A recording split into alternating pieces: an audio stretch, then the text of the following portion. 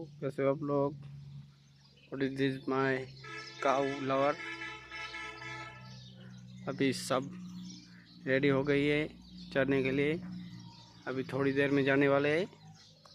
और हम गुजराती में कहते हैं चरने, हिंदी में कहते हैं चारने। और अभी देख सकते हो सब नज़ारा यहाँ का।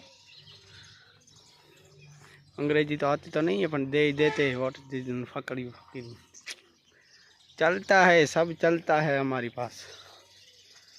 यहाँ तो आना चाहिए, बाकी तो सब चलता है। ये देखो गाय अपने आप धा जा रही है। इसका कुछ इलाज करना पड़ेगा साला। ये देखो देखो साली को देखो, इसका ढांचा याद रखना पड़ेगा। इसको बीमारी हो चुकी है कुछ।